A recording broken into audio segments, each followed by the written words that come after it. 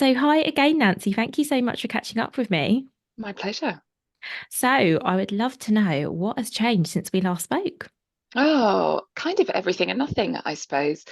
Herd is moving forward. It's got good sales. It continues to do well, and wholesale, particularly, I think in the last couple of years, with customers like Design Museum London and New York Museum of Modern Art, that's a really, really good niche that Herd's kind of dropped into. And those kind of wholesale customers are fantastic because it's sort of like a big order and it creates sort of a revenue stream that requires less labor than those sort of individual transactional customers. But so Herd continues, but everything else sort of around Herd has very much changed in the sense that I've gone back. I'm juggling it alongside a full-time job now, which is something that was different to when we last spoke. With my lots of things sort of drove that decision. My professional experience is corporate sustainability, and there's a lot of demand for that in the workplace. There was a moment when my husband's work was looking uncertain, so we decided, okay, I'll go back into formal workplace and maybe we'll hedge our bets. We've now ended up sort of with two full-time jobs and a business to run, but all good stuff.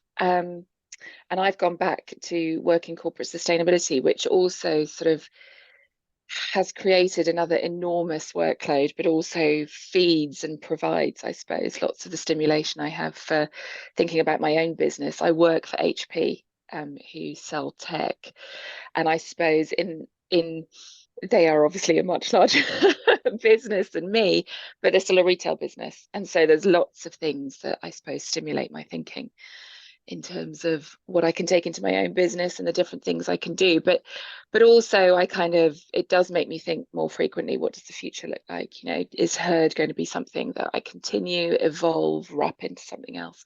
I don't know. And I'm really taking my time to make that decision.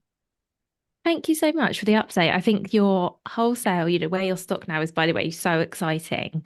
I Yes. just think how amazing. So, congratulations on that. And Fantastic. I think your job as well comes as well, I don't want to say no surprise, but I mean, when we spoke before, we spoke so much. I don't know if you remember our conversation, it was years ago now, but we spoke so much about sustainability, and it was Mm, clear just how important that is to you and is to yeah. Herd. So it seems like a very obvious sort of fit that you're doing that kind of work. Yeah.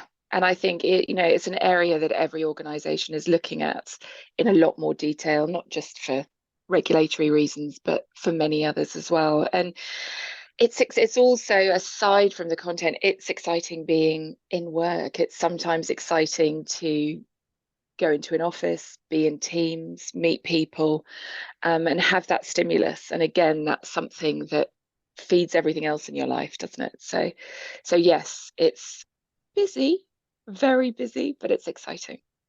Oh, absolutely. And I think as you say as well, like there's the one danger of working by yourself for yourself is you can become a bit of a silo. And I guess what's really good is that, as you say, you're going out meeting people and you learn and hear different things. And I Yeah, think that must all just feed into everything you're doing.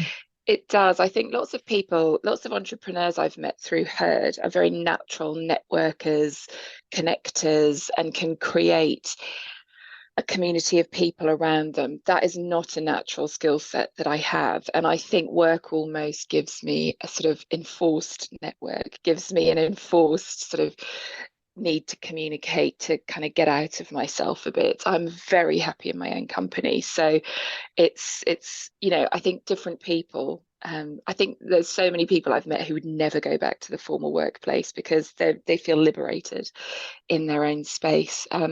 I feel very happy sort of straddling both worlds, and we'll see how long I can keep it going. But at the moment, it feels like it's really working for me, That's amazing. And I think, yeah, you need to do what works for you, and what works for everyone is totally different. So for sure. that's amazing. And thank you for sharing your update.